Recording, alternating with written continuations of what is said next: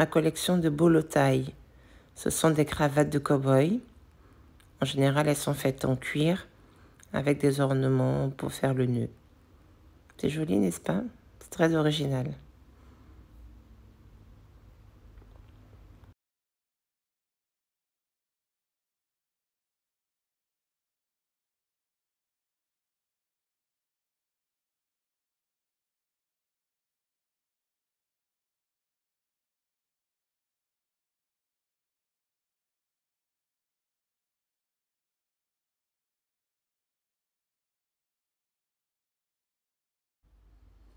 La face avant de mon chapeau de cow-boy en cuir, c'est un chapeau de cow-boy en cuir noir. Il est bien ornementé avec une forme de ceinture en tresse. Ça, c'est l'arrière du chapeau.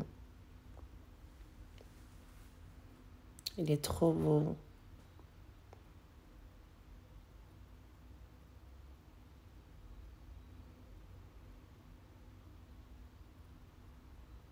Je suis bien équipée. Maintenant, je vous présente ce chapeau de cow-boy. Celui-ci est en feutre. Il est blanc avec son ornement noir et argenté. C'est un autre style, un autre genre. Vous voyez, vous avez le choix. Il existe plusieurs types de chapeaux de cow-boy. Il en existe en paille pour l'été. Et j'ai tout ça. J'avais déjà des chapeaux de cow-boy en paille bien avant la sortie des Cowboy Carter. Ici, le vinyle exclusif qui est disponible pour le moment uniquement sur le site beyoncé.com. C'est la couverture alternative où elle porte la fameuse banderole où c'est inscrit Beyoncé au lieu de Beyoncé.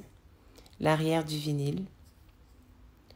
Ce vinyle est dit rouge parce que les vinyles en eux-mêmes sont rouges transparents et la photo de la pochette arrière est rouge. Et voici le vinyle en lui-même, joli rouge transparent. C'est vraiment original. J'aime trop. Il en existe en blanc, en bleu et en noir. Donc vous faites votre choix sur le site beyoncé.com. Moi j'ai choisi le rouge. Le CD, lui aussi avec la couverture alternative exclusive au site beyoncé.com.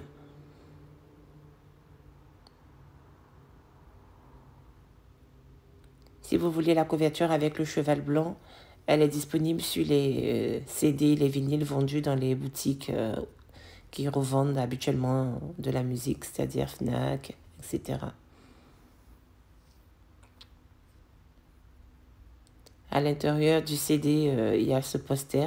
Quand vous dépliez les images du CD, vous avez ce poster-là. Ici le vinyle de Cowboy Carter, la version Beyoncé.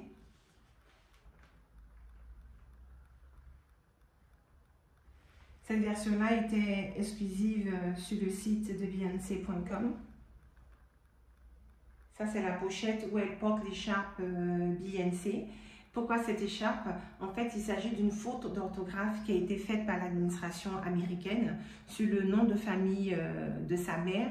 Le nom de jeune fille de sa mère est Célestine Anne Beyoncé. Toutefois, à sa naissance, il y a une faute d'orthographe et du coup, ils ont mis le I au lieu du O. Et cette faute d'orthographe est restée comme son nom de famille officiel. Quand elle a eu sa première fille elle-même, elle a décidé de la prénommer Beyoncé, qui est en fait son nom de jeune fille. Donc en fait, Beyoncé, elle porte le nom de jeune fille de sa mère en guise de prénom.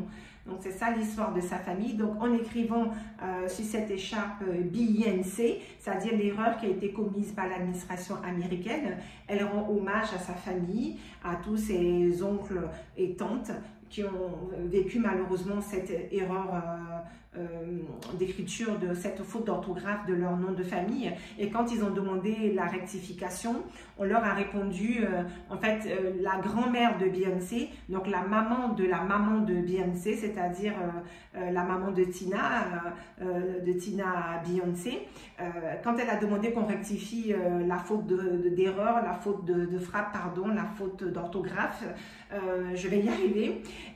On lui a répondu sèchement, mais estimez-vous heureuse d'avoir un acte de naissance pour vos enfants. En gros, s'il y a une faute d'orthographe, c'est pas très grave. Tu n'as pas à venir t'en plaindre. Tout ça parce que c'était une femme noire. Hein. À quel moment tu te trompes sur l'orthographe du nom de quelqu'un et tu refuses de modifier l'orthographe et que ça reste comme ça pendant des années et que les gens grandissent avec cette faute d'orthographe. Donc à travers cet album, Beyoncé dénonce plusieurs choses dramatiques que les Noirs subissent aux États-Unis depuis toujours et qui malheureusement, dans certains cas, persistent encore, n'est-ce pas? Donc leurs droits sont bafoués et leur citoyenneté aussi à bien des égards. Ici l'intérieur du vinyle. C'est toujours difficile de présenter les choses de cette envergure. Voilà, donc c'est marqué Beyoncé avec la fumée de son cigare. Et à l'arrière, à cette jolie photo, moi j'ai pris la pochette rouge. Donc la pochette rouge, ça symbolise cette photo-là où on voit un rouge à lèvres rouge sur Beyoncé. Donc là, vous avez l'arrière du vinyle. Cette fois-ci, il n'y a pas tellement de posters. Il n'y a même aucun poster dans le vinyle original. Ça, c'est le vinyle qui est disponible, la couverture exclusive, qui est disponible pour le moment sur le site de Beyoncé.com. Donc, vous tapez Beyoncé.com, vous trouvez ce vinyle-là qui est disponible. C'est cette pochette qui est disponible dans les magasins type la Fnac et autres vendeurs de disques ou de vinyles. Vous allez trouver la couverture classique, c'est-à-dire avec le cheval blanc. Je vais vous la mettre un peu soit ici, soit là dans la vidéo. Donc en fait, c'est un album qui a deux pochettes. Celle avec le cheval blanc et celle-ci avec la faute d'orthographe et l'écharpe Beyoncé au lieu de Beyoncé. D'accord? Ici, le CD de l'album Cowboy Carter Act 2, toujours dans la version exclusive au site Beyoncé.com. Si vous voulez la version avec le cheval, vous pouvez l'acheter dans les boutiques classiques comme la Fnac ou tous les espaces qui vendent les CD, vinyles et compagnie, d'accord? En tout cas, si vous voulez cette pochette, vous pouvez la commander sur le site Beyoncé.com, Cowboy Carter Act 2. Je vous montre l'intérieur du CD.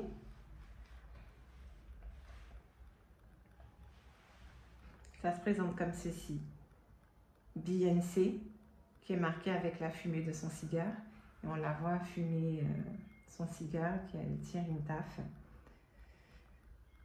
C'est vraiment joli, c'est original et avec les tresses, tout ça pour montrer le côté noir, la culture noire américaine qui, une fois de plus, est spoliée par les Blancs. Donc là, l'arrière du CD, il est parfaitement assorti au vinyle. Et maintenant, je vais vous raconter les histoires qui ont inspiré la création de Cowboy Carter, pourquoi ces couvertures, etc. Et je vais vous interpréter à ma façon certaines de mes chansons favorites de l'album. Ça change tout le temps, mais en tout cas, j'ai une espèce de top 10 au moins. Je pense que j'ai réussi à me faire un top 12, même, allez, peut-être top 15. Au départ, j'avais un top 17 au départ. Et c'était difficile de dire là-dedans quelles étaient mes favorites. Mais en ce moment, j'en chantonne régulièrement une dizaine que je vais essayer de vous interpréter ici et là, d'accord? Ici, le CD de l'album Cowboy Carter Act 2, toujours dans la version exclusive au site Beyoncé.com. Si vous voulez la version avec le cheval, vous pouvez l'acheter dans les boutiques classiques comme la Fnac ou tous les espaces qui vendent les CD, vinyles et compagnie, d'accord? En tout cas, si vous voulez cette pochette, vous pouvez la commander sur le site Beyoncé.com, Cowboy Carter Act 2. Je vous montre l'intérieur du CD.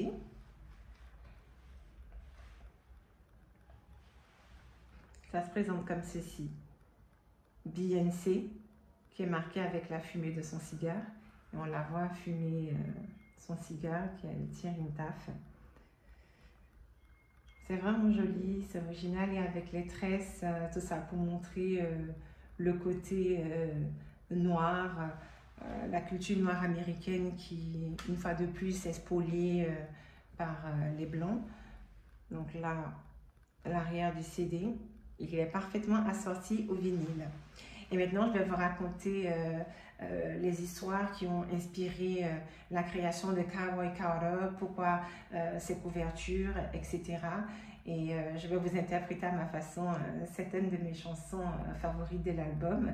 Ça change tout le temps, mais en tout cas, j'ai une espèce de top 10 au moins. Je pense que j'ai réussi à me faire un top 12, même, allez, peut-être top 15. Au départ, j'avais un top 17 au départ. Et c'était difficile de dire là-dedans quelles étaient mes favorites. Mais en ce moment, j'en chantonne régulièrement une dizaine que je vais essayer de vous interpréter ici et là, d'accord? 16 carriages driving away while I watch them ride with my dreams away to the summer sunset on a holy night on a long black road of the tears I'll fight. 16 carriages driving away while I watch them ride with my dreams away to the summer sunset on a holy night on a long black road of the tears I fight.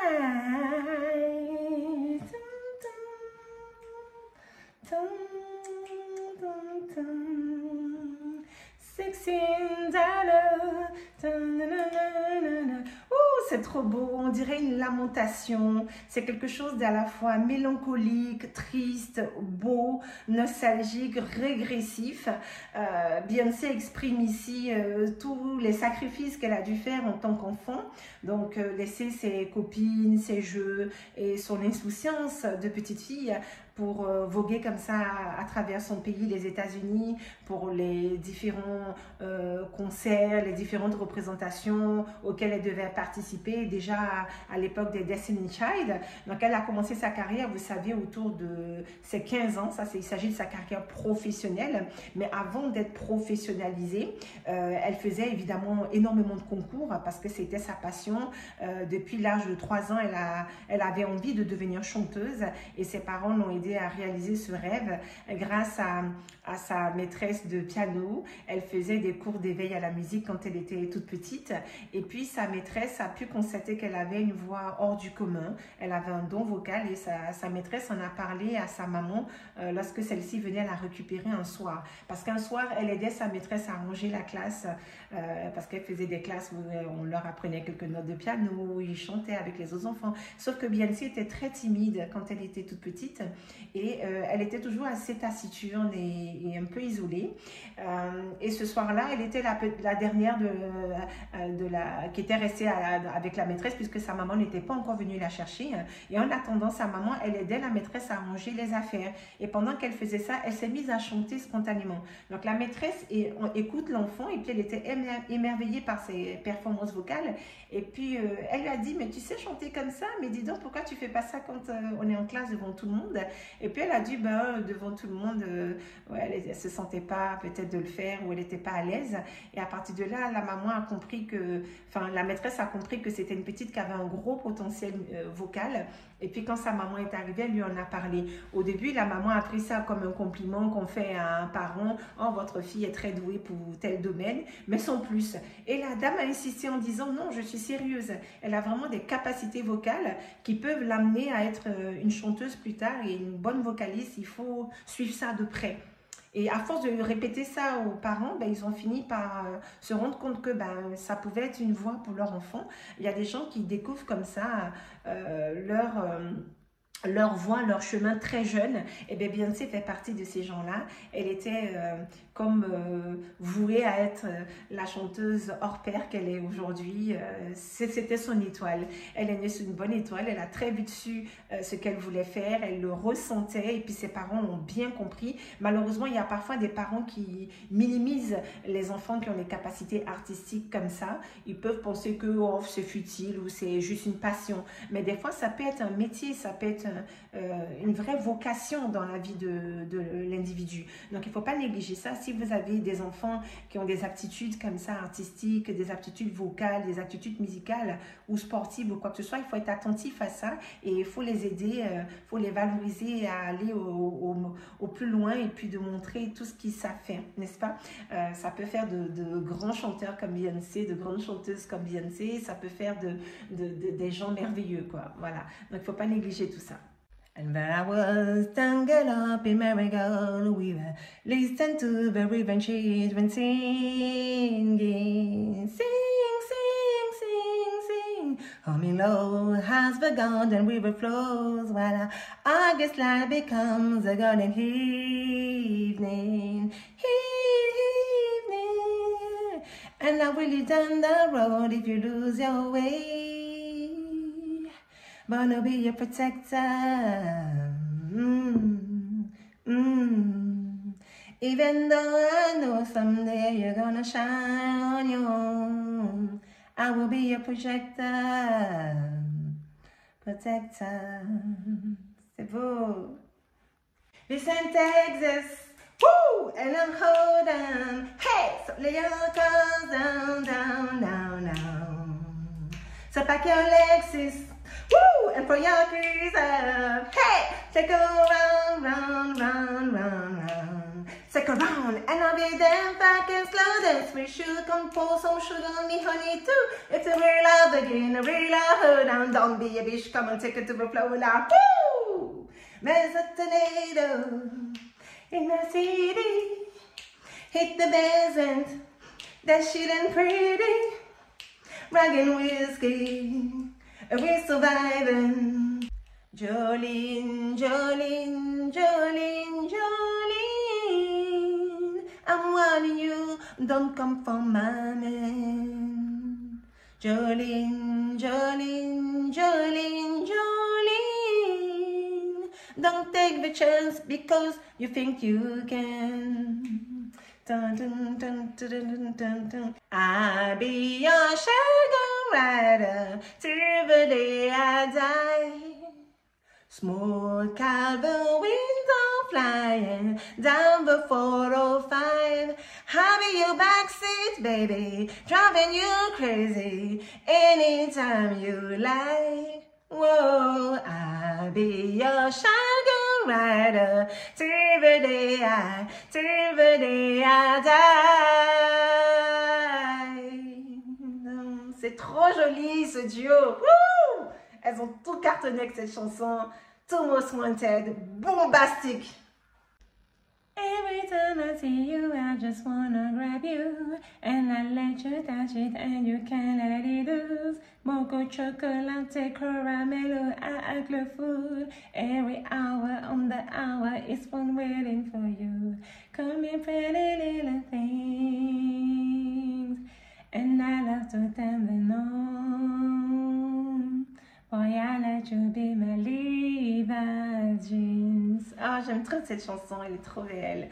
Sexy, très romantique. J'imagine bien Beyoncé avec son Levi's jeans dans une voiture, dans un road trip avec son chéri. Le clip doit être trop beau. Enfin, j'ai des visuels comme ça en tête quand j'écoute ces mélodies-là. C'est vraiment trop bien fait. Depuis la sortie de l'album Cowboy Carter et de la chanson Levi's Jeans, qui est la chanson numéro 17 de l'album, les actions de Levi's ont gagné 20%. C'est-à-dire que leurs actions à la bourse ont eu une plus-value de 20%. Et la marque Levi's maintenant s'écrit avec 2 I pour rendre hommage à Beyoncé parce que dans l'album Cowboy Carter, le titre Levi's Jeans s'écrit avec 2 I. 2 I qui représentent 2 pour l'acte 2 de la Renaissance, l'acte 2 qui est Cowboy Carter. Vous avez compris le jeu de mots et le clin d'œil. Donc, elle a fait gagner encore plus de popularité à la marque Levi's. C'est vraiment super. Vous voyez son impact culturel et même dans la société. Bottle in my hand, my whiskey up high. 2 hands to heaven, coyotes went wild. Got honey in those wide open. 10,000 steps towards time of your life. 2 hands to heaven, my whiskey up high. Oh. Cajones does wide, oh. Wide, oh.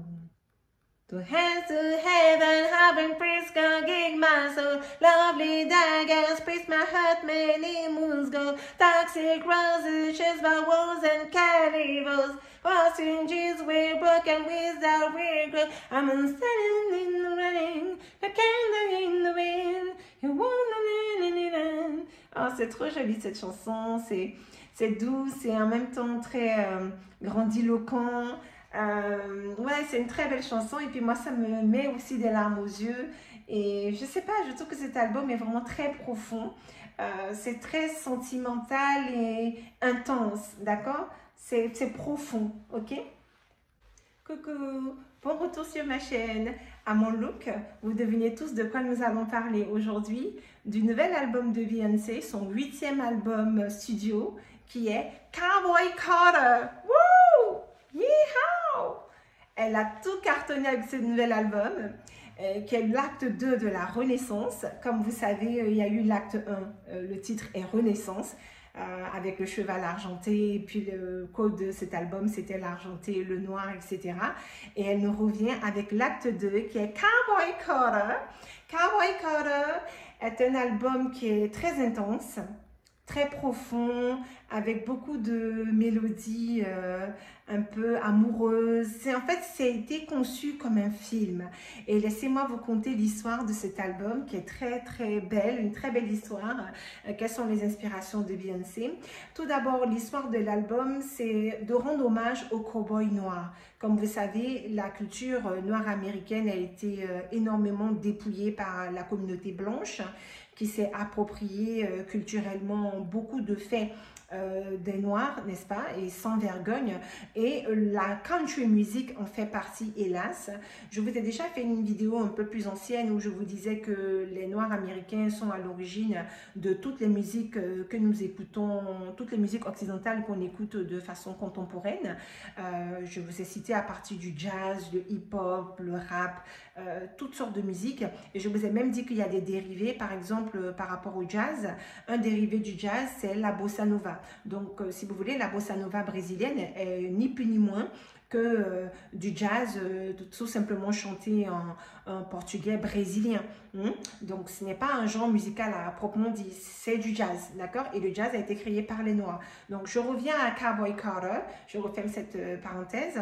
Cowboy Carter, pourquoi ce titre? Déjà, le mot cowboy était désigné pour les Noirs qui faisaient des travaux agricoles. Donc, les hommes noirs qui travaillaient dans les fermes, vous savez qu'à l'époque de l'esclavage, c'était les Noirs qui ont construit et qui ont fourni sang et eau pour construire les États-Unis, n'est-ce pas? Et de leurs efforts, sont nés beaucoup de mépris de leur situation d'esclaves. Et le terme cowboy, c'était littéralement garçon de vache. Et on appelait uniquement cowboy les hommes noirs qui étaient des ouvriers agricoles. Et on leur faisait faire les tâches les plus rudes, les plus difficiles, comme par exemple de dompter des chevaux sauvages, hein, comme par exemple de rassembler les taureaux, les buffles ou les vaches les plus téméraires au péril de leur vie, n'est-ce pas? Donc ils avaient beaucoup de courage, ils avaient beaucoup d'endurance et c'était des gens qui étaient, comme on dirait aujourd'hui, des casse-cou, des têtes brûlées. Ils n'avaient plus rien à perdre si vous voulez.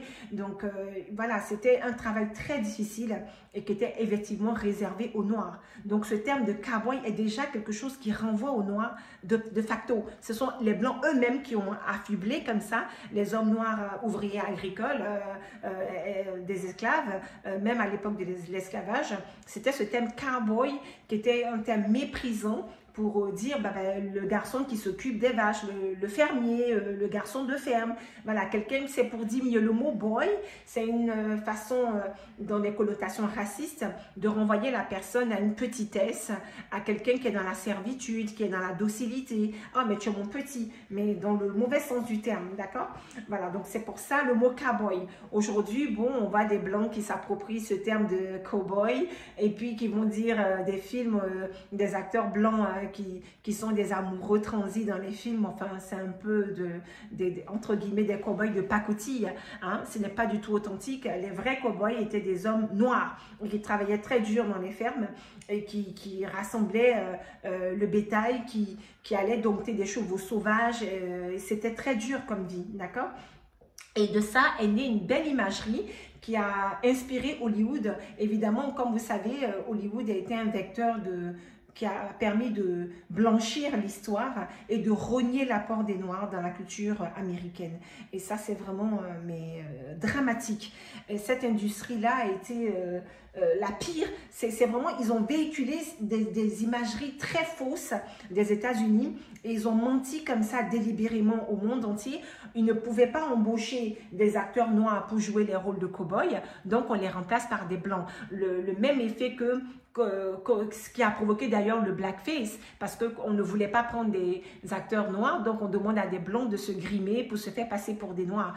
Ça partait des minstrel shows, j'ai déjà fait des points là-dessus, donc je vais faire quelques digressions comme ça pour rappeler certaines choses liées à l'histoire des Noirs américains, dans l'explication de l'album Cowboy Carter, qui est un album qui est très historique, qui est très recherché, très poussé, parce que cette histoire de blancs qui s'approprient comme ça certains pans de la culture noire américaine, voilà, trop c'est trop, d'accord? Et puis, ce qui est drôle, c'est que eux ont volé cette culture aux Noirs, et quand on vient rappeler ça, ils se braquent, et puis ils ont le sentiment que c'est aujourd'hui des Noirs qui viennent voler la country music. C'est-à-dire que pour eux, le R&B, c'est réservé aux Noirs, le hip-hop, ouais, pourquoi pas, ils veulent bien le laisser aux Noirs, le jazz, c'est mélangé, il y a noir et blanc, mais il y a certaines musiques dont ils considèrent que c'est exclusivement réservé aux Blancs. Et si vous êtes noir, vous ne devez pas venir dans ce genre musical. Non mais quel culot! Comment aussi prétendre que la country music est une musique de blanc? En sachant que déjà, l'instrument principal de la country, c'est le banjo. Le banjo a été créé par les esclaves qui ont été déportés en Amérique. D'ailleurs, le banjo est joué aussi bien aux États-Unis que dans la Caraïbe. Par exemple, en Martinique, en Guadeloupe, on joue du banjo. Et le banjo fait partie des instruments de la musique folklorique caribéenne. C'est avec le tambour, le banjo, des instruments typiques hein, pour faire de la musique comme tout ce qui est belay, tout ce qui est compas, tout ce qui est zouk, tout ce qui est biguine, on joue du banjo, n'est-ce pas? Donc je ne comprends pas pourquoi aux États-Unis, ils osent penser que une musique qui est faite avec du banjo serait propre aux Blancs. C'est tellement ridicule, ça sonne faux. Et on voit que ce sont soit des gens de très mauvaise foi, soit ce sont des gens qui sont complètement acculturés, qui n'ont aucune histoire musicale. Et la musique, c'est comme pour tout, ça s'apprend. Même si vous ne savez pas jouer d'un instrument, même si vous ne savez pas chanter, vous pouvez augmenter votre culture musicale en vous renseignant, en vous documentant ou en posant des questions à ceux qui savent. Et on ne finit jamais d'apprendre. Donc, il faut faire preuve d'un peu d'humilité et d'arrêter de dire « Ah ben maintenant, Beyoncé vient marcher sur les plates-bandes de Taylor Swift ou de je ne sais quel autre artiste soi-disant country. Beyoncé, elle est plus country que tous ces gens-là.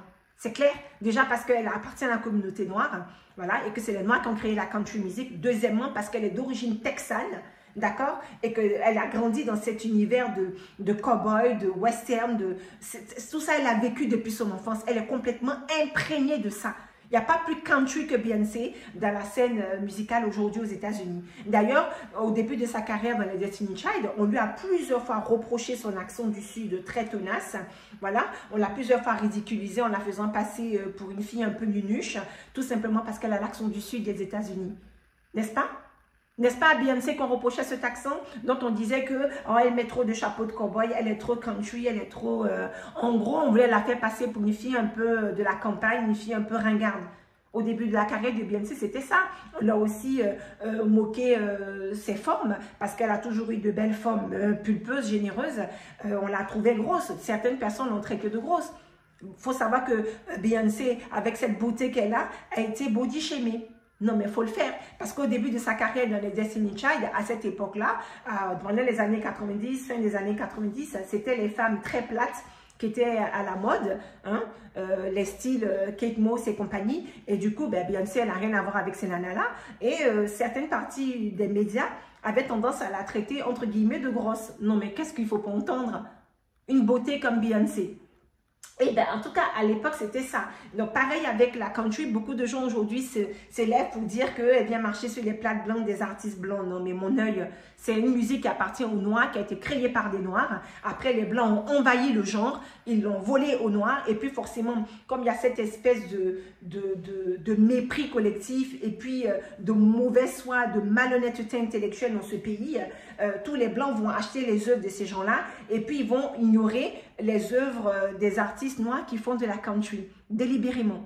Parce qu'on est au point où, même si vous aimez un artiste, vous devez acheter ses œuvres selon sa couleur de peau. C'est tellement ridicule. Si vous aimez la voix de quelqu'un, si vous aimez les œuvres de quelqu'un, vous devez pouvoir admirer et acheter ses œuvres sans problème, sans tenir compte de l'origine de cet artiste. Voilà, l'origine des artistes n'a aucune espèce d'importance. On devrait se concentrer sur l'art. Mais plutôt que de penser comme ça, dans un pays où il y a eu l'esclavage et la ségrégation, c'est très compliqué. Et du coup, eux, ils cherchent absolument à avoir la même mise sur l'industrie de la musique, alors même que ce sont les Noirs qui sont les plus créatifs, les plus talentueux, et de loin, d'accord? Et ce n'est même pas par prétention ou que je dis ça, c'est juste des faits. Les artistes noirs sont les plus compétents, sont les plus talentueux. Ce sont eux qui ont créé ces trucs-là, c'est normal qu'ils soient les meilleurs là-dedans. Cela coule de source, c'est logique, d'accord? À un moment donné, il faut arrêter les conneries. Donc, on revient à Beyoncé et Cowboy Carter, l'appropriation culturelle par ces gens-là. Il y a une vidéo en français qui a été faite par Combini, il me semble, qui vous relaie très bien ce truc-là. Voilà, la country music, si vous voulez l'écouter, allez voir sur la chaîne de Combini, c'est pas mal ce qu'ils ont fait. Donc, ils rappellent qu'effectivement, c'était une musique noire, créée par des Noirs, bien entendu, mais que les Blancs ont beaucoup aimé et qui se sont appropriés depuis plusieurs années déjà. Ça fait au moins 100 ans qu'ils ont commencé à grignoter comme ça la part des artistes noirs, jusqu'à aujourd'hui à représenter la majorité des artistes de country. Parce que quand les Noirs se font envahir comme ça dans un genre musical qu'ils ont créé, ils finissent par abandonner ce genre pour développer autre chose et pour que ça reste authentique, n'est-ce pas? Voilà, parce que quand vous créez quelque chose, vous y mettez votre âme, votre spiritualité, votre savoir-faire, vos compétences, votre énergie. Et puis quand quelqu'un d'autre qui n'est pas lié à cette création vient grignoter comme ça, si vous voulez, c'est un peu saoulant, voilà, c'est comme si ça vous dégoûtait de la chose et vous laissez pour aller voir ailleurs. Vous voyez, c'est un peu ça l'idée. Donc, ils sont allés développer d'autres genres musicaux et puis c'est comme ça qu'il y a eu toutes ces créations de tous les genres musicaux que les Noirs ont créés, que vous savez déjà, jazz, hip-hop, rap, il y en a tellement, je ne vais pas tout citer ici, j'ai déjà fait une vidéo à ce titre qui s'appelle l'impact des Noirs dans la musique et quelque chose comme ça. Allez regarder cette vidéo-là, ça sera plus confortable pour vous plutôt que je revienne là-dessus, sinon celle-ci va être trop longue. Donc on revient un peu à l'idée des cowboys noirs qui ont inspiré, et pourquoi le mot Carter? Carter, c'est un nom de famille. D'ailleurs, c'est le nom de femme de Beyoncé. C'est le nom d'épouse. Comme elle est la femme de Jay-Z, le vrai nom de son mari, c'est Shawn Carter. Et puis, elle s'appelle Madame Carter, puisqu'ils sont mariés depuis le 4 avril 2015, il me semble. Donc, ils fêtent leur 16 ans de mariage. Qu'est-ce que je raconte? 16 ans de mariage? Non, ils se sont mariés le 4 avril 2008. Voilà, ils fêtent leur 16 ans de mariage. Ok, ils ont fêté leur saison de mariage depuis ce 4 avril 2024. Bon, donc le mot Carter ici, ça fait référence à une famille de musiciens qui sillonnaient les États-Unis pour collecter des musiques, des mélodies de certains bourgs, certains villages et tout ça. Et ensuite, ils les enregistraient pour en faire des disques et ils gagnaient leur vie comme ça. C'était des musiciens itinérants jusqu'à ce qu'ils croisent la route d'un certain Leslie Rydell, qui était un musicien noir américain. C'était un homme qui travaillait à la base dans une cimenterie et il a été victime d'un accident du travail au cours duquel il a perdu une jambe. Donc, comme il est devenu infirme, il ne pouvait plus aller dans ce travail-là. Il ne pouvait plus gagner sa vie de cette façon. De ce fait, dans sa convalescence, il s'est mis à jouer de la guitare. Il se trouve qu'il a un talent naturel, il a un don naturel pour la musique. Il a ce qu'on appelle l'oreille absolue. Dès qu'il entend une mélodie, il est capable de la reproduire à l'oreille, même sans connaître le solfège ou quoi que ce soit. Et donc, c'est un don précieux. Et grâce à ça, Il a été un autodidacte de la guitare. Il était tellement fort en jouant de la guitare qu'il a créé une technique de guitare. C'est très technique ce que je vais dire là. Bon, je ne suis pas guitariste, mais cette technique-là consistait à jouer des notes d'une certaine manière très originale qu'il était le seul à savoir. Et puis quand il a rencontré cette fameuse famille Carter qui était en itinérance pour découvrir de nouveaux musiciens, de nouvelles mélodies, de nouveaux chants, etc., ils ont appris à ses côtés cette fameuse technique. Il leur a enseigné cette technique-là, et eux, ils ont pris la technique, ils sont allés en quelque sorte, bon, je ne vais pas dire breveter parce qu'à l'époque, il n'y avait pas cette notion-là, mais ils ont créé un disque, et puis ils ont commencé à jouer de la guitare de cette façon. Quand on les a interrogés et qu'on leur a dit, mais dis donc, c'est formidable ce que vous faites, d'où vient cette façon de jouer la guitare, au lieu de répondre, ah ben c'est un certain Leslie Rydell qui nous l'a appris, il est génial, allez le voir, il est dans telle ville ou quoi que ce soit, pas du tout, ils se sont appropriés comment dirais-je, la création de cette technique de jeu de guitare. Et puis, du coup, c'est le nom Carter Picking qui a été donné à cette technique de guitare. Non, mais franchement, la malhonnêteté intellectuelle. Et à l'époque, ben, si vous vous plaignez et que vous allez réclamer vos droits et que vous plaignez de plagiat, eh ben, si vous êtes noir, ben, personne n'écoute votre affaire, on passe ça sous le tapis et puis c'est passé aux oubliettes, n'est-ce pas? Et ce monsieur Leslie Rydell n'a jamais obtenu gain de cause, mais il y a au moins des gens qui ont témoigné pour dire, ben non, Leslie Rydell jouait comme ça bien avant vous, vous êtes arrivé dans notre campagne et c'est lui qui vous a appris cette technique. Mais malgré que des gens aient témoigné en sa faveur ou quoi que ce soit, ça n'a pas vraiment abouti. Enfin, je ne sais plus quelles a été la suite pour cet artiste-là, mais toujours est-il que jusqu'à aujourd'hui, c'est le nom Carter Picking qui est donné à cette technique de guitare. C'est une histoire honteuse, mais ces gens-là, ça ne les empêchait pas de continuer à avoir du succès. Les gens achetaient toujours leurs disques et puis eux, ils ont eu beaucoup d'argent, enfin beaucoup de rayonnement. Jusqu'à aujourd'hui, leur nom est associé à cette technique de guitare. Alors que le vrai créateur est là, tout le monde sait que c'est lui. En tout cas, si vous avez de la culture musicale, vous savez que Leslie Rydell est le créateur de cette technique dite Carter Picking. Foutaise, foutaise. Donc là encore, Beyoncé veut revenir sur cette histoire-là. Elle veut attirer l'attention sur cette histoire-là, qu'on parle de cette histoire-là, d'où le fait de donner le nom Carter à son album, donc Cowboy Carter. Donc Cowboy pour les cowboys noirs qui étaient les vrais cowboys authentiques américains. Et ensuite, le terme Carter pour dénoncer l'appropriation culturelle, l'appropriation intellectuelle que cette famille Carter a faite à ce pauvre musicien Leslie Rydell. Donc voilà, ils ont même fait une chanson qui a eu beaucoup de succès qui s'appelle Cannonball Blues et aussi Hello Stranger. Et tout ça, ils jouent cette fameuse technique de guitare précise alors que c'est Leslie Rydell qui leur a appris tout ça. Donc voilà, maintenant vous connaissez l'origine de ce titre Cowboy Carter. Pourquoi Cowboy Carter? Parce que c'est vrai que si vous ne suivez pas l'actualité de Beyoncé, vous n'êtes peut-être pas forcément au courant de ses motivations pour avoir donné ce titre d'album. C'est assez énigmatique. Maintenant, vous savez d'où vient ce titre qui sort du commun, Cowboy Carter. Ok, maintenant on passe à la couverture de l'album. Là encore, Beyoncé nous fait un clin d'œil et nous rappelle certains pans de l'histoire à travers le choix de ce cheval.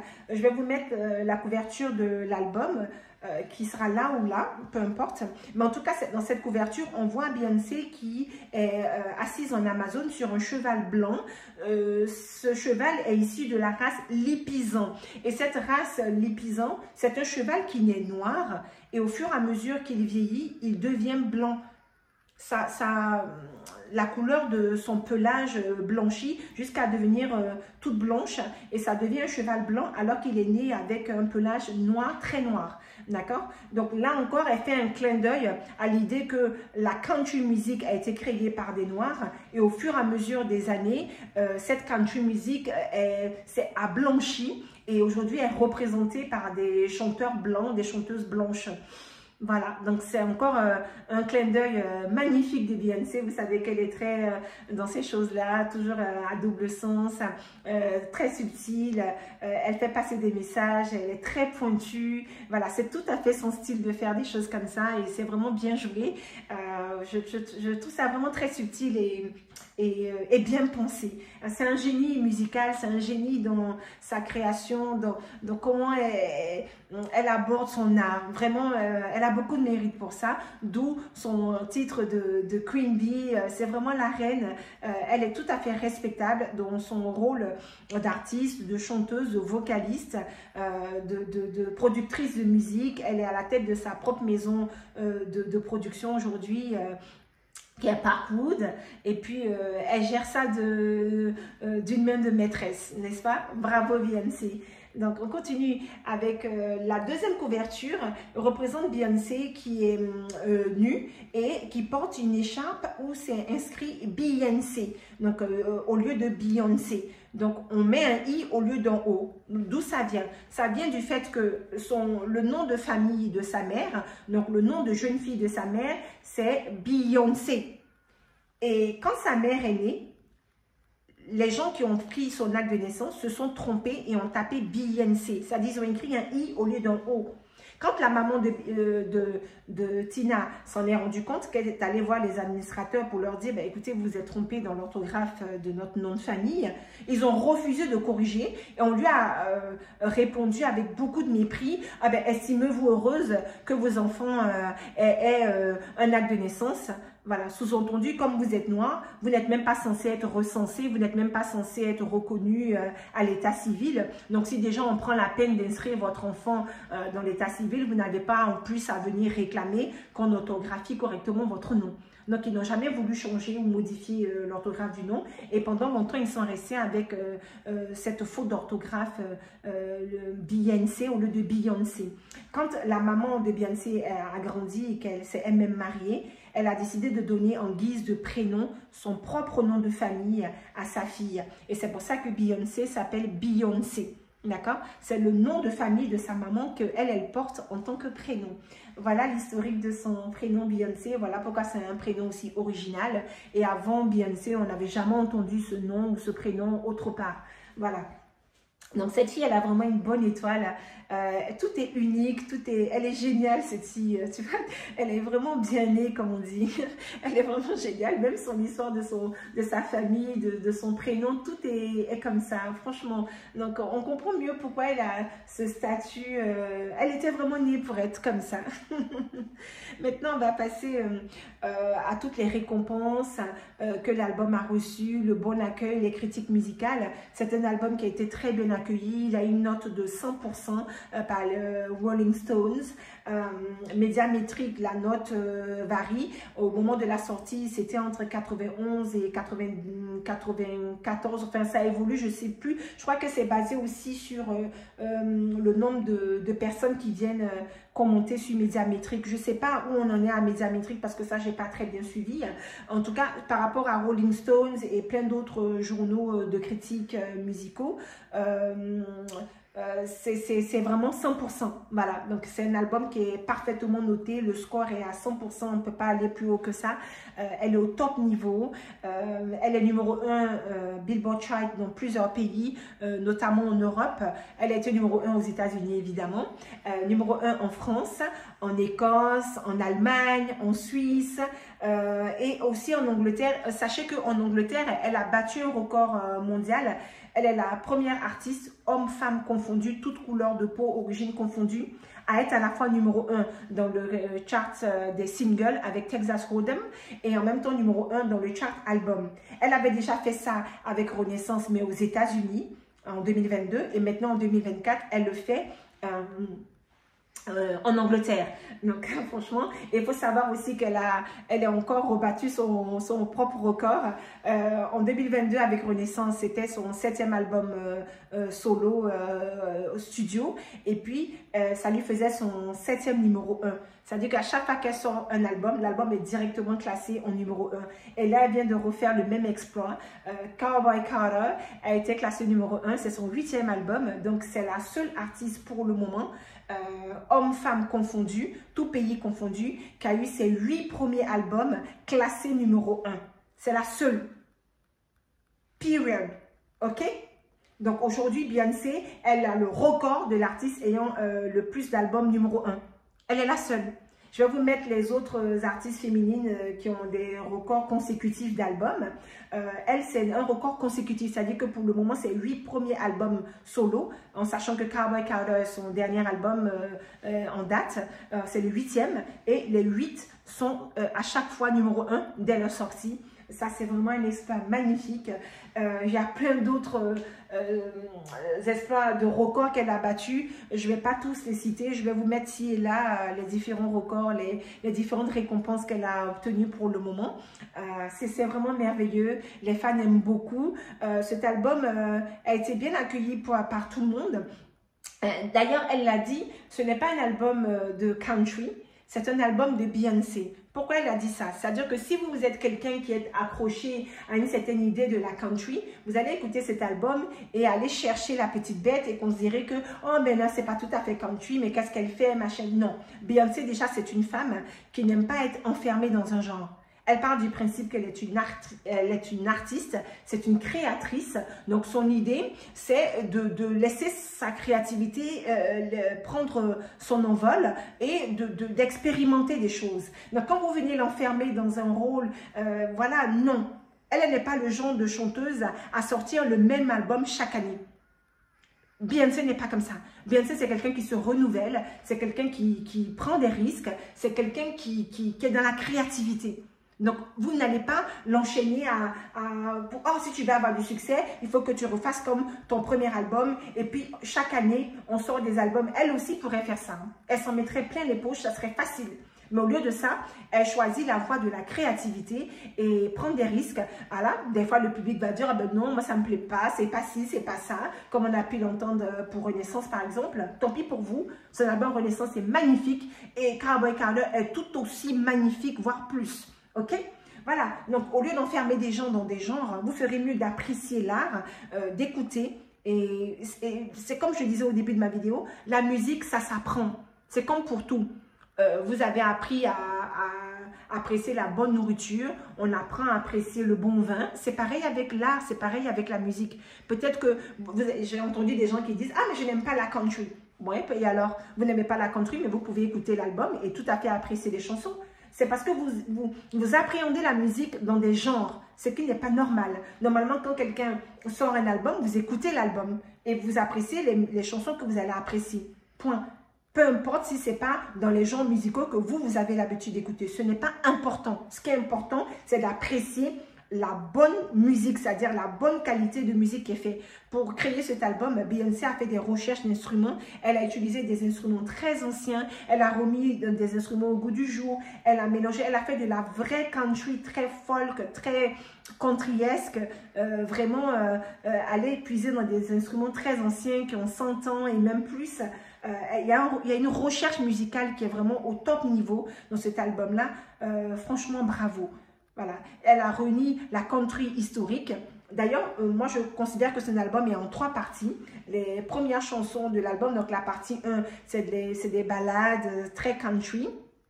Ensuite, il y a une deuxième partie qui est de la country avec un peu de pop, donc de la country mélangée à de la pop, avec des chansons comme Two Most Wanted.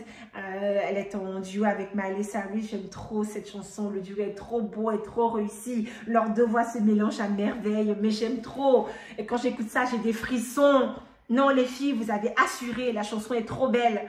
Voilà, et puis en dernière partie, la 3e partie de l'album, c'est de la country à laquelle elle a mélangé du hip-hop, à laquelle elle a mélangé de la house, de la dance, et ça s'entend, et ouais, c'est vraiment bien vu, c'est génial. Vous voyez, Beyoncé, elle va prendre un genre musical et puis elle va s'amuser avec. Elle va vous faire l'authentique, elle va vous faire à sa manière, et puis voilà, elle fait des choses, en tout cas, tout est réussi. Il n'y a rien à dire. Donc, si vous êtes très country, les premières parties de l'album vont beaucoup vous plaire. Si vous êtes quelqu'un qui est plus ouvert d'esprit, vous allez apprécier tout l'album, ou bien la 2e partie ou la 3e partie. Bref, il y en a a pour tout le monde, il y a à boire et à manger. C'est un très bel album.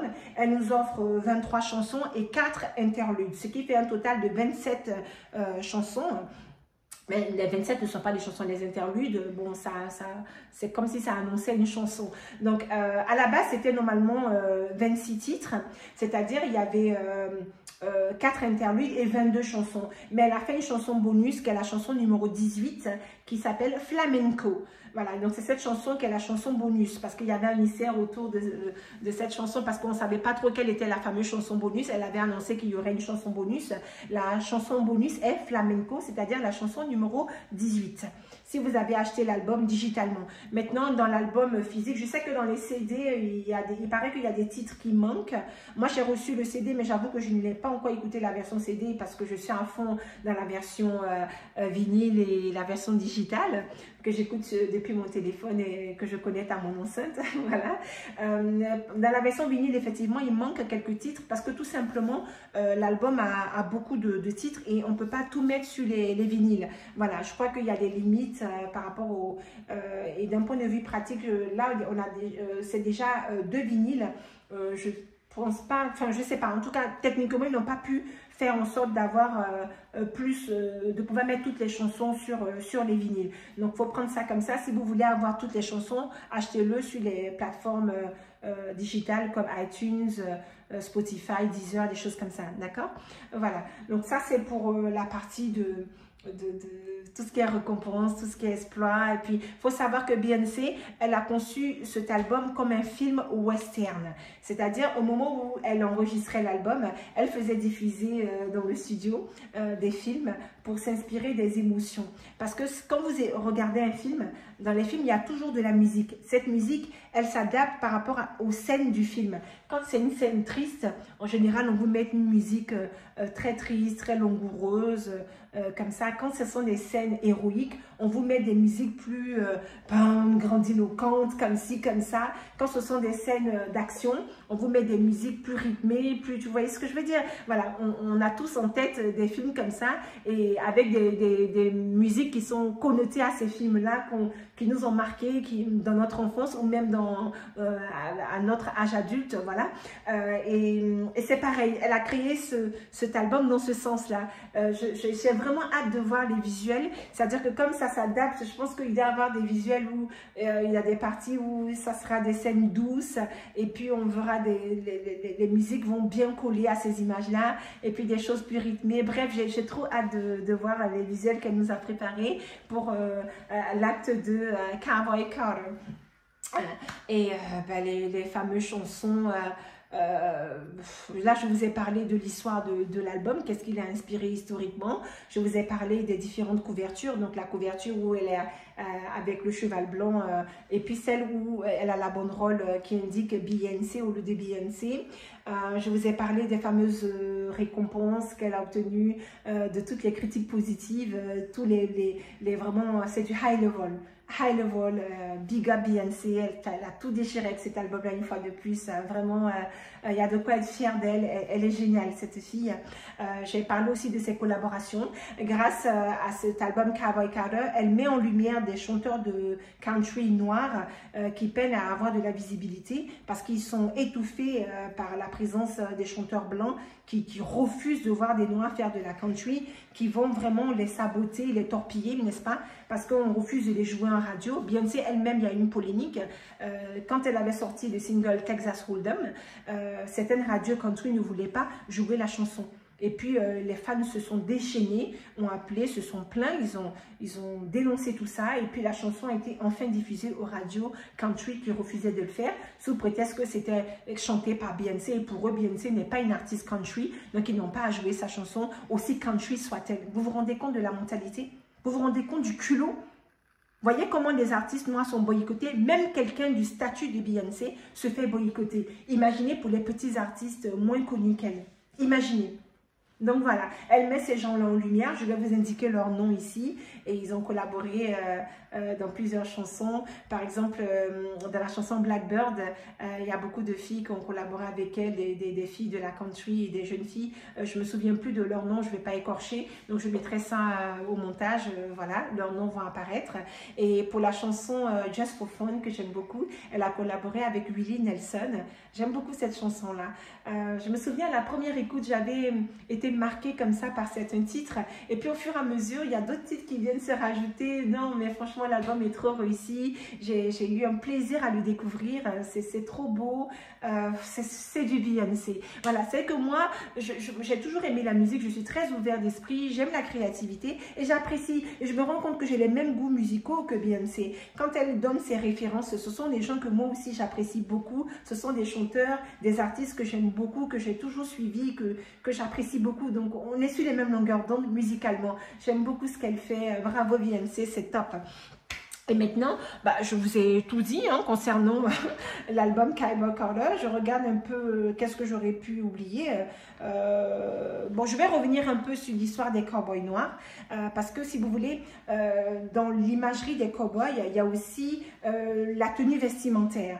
Donc tout ce qui est jean, est cuir, et les cowboys de l'époque, ils s'habillaient aussi avec des peaux d'animaux, notamment des peaux de moutons, pour se protéger en hiver et même contre les frottements des chevaux parce que, bon, évidemment, ils étaient pauvres. Ils n'avaient pas tous forcément la possibilité de s'acheter des selles.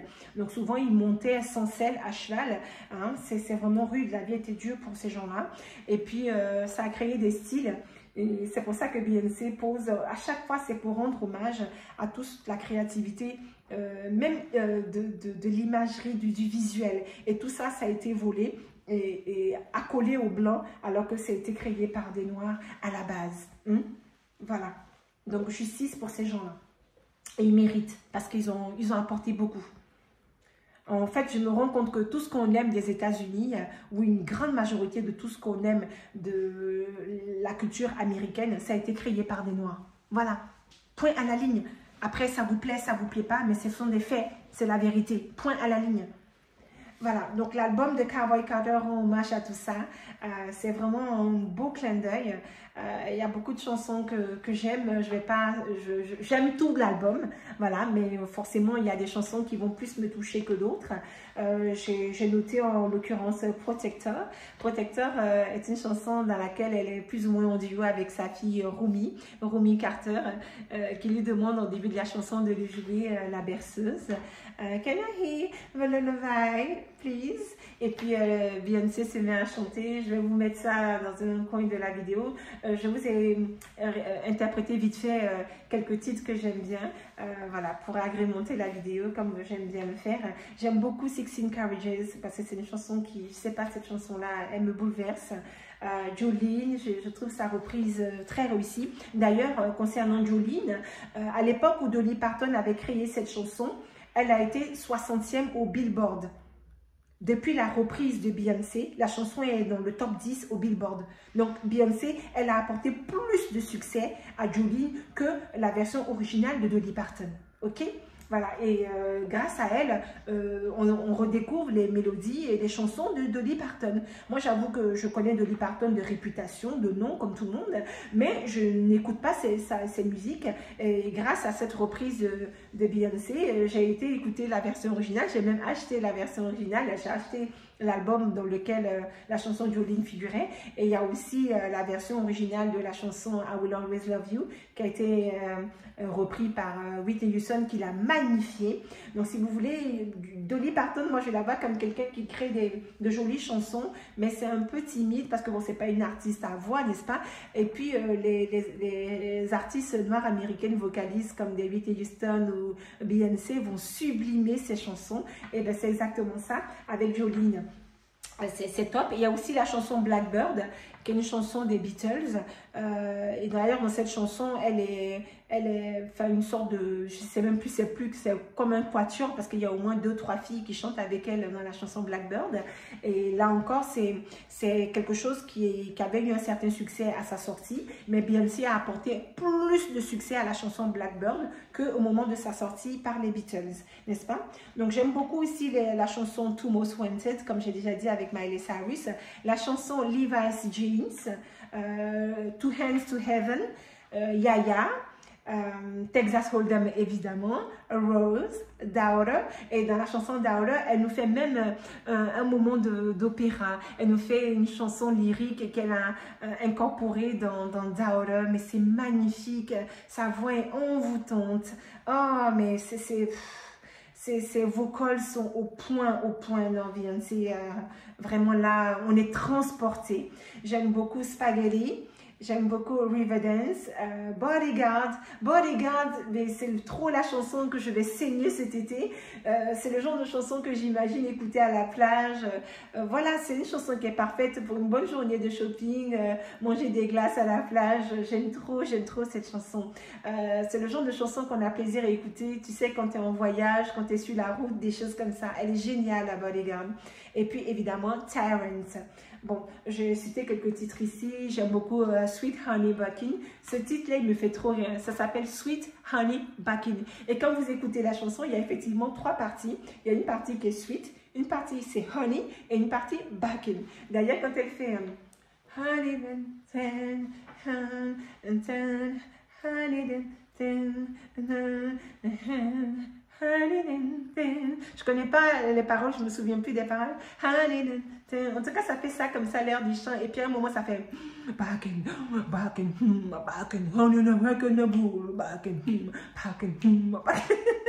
c'est génial ce truc, j'aime trop. Voilà, donc non, elle a tout cartonné une fois de plus. Big up Beyoncé, yo! Elle est au point. J'aime trop l'album. Regardez, je suis un cowboy.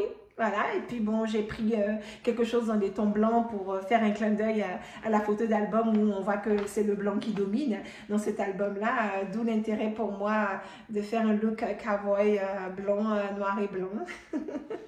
J'espère que ça vous plaît. En tout cas, ça m'amuse beaucoup de faire tout ça, ça me tire de mes soucis. Voilà, je trouve que c'est beau la culture, surtout la musique. Ça nous égaye, ça nous apporte de la joie, ça nous apporte de la bonne humeur, ça nous rassemble. Et c'est vraiment dommage d'enfermer les gens comme ça dans des styles musicaux, dans des... Non, d'accord, les artistes, ils sont libres. Et d'ailleurs, c'est comme ça qu'elle s'est exprimée hein, lors quand elle est venue accepter son prix de iHeart Radio, la saison des prix commence et elle est déjà récompensée pour son album Cowboy Carter. Elle est considérée comme l'artiste la plus innovante et ce prix lui a été remis par Stevie Wonder.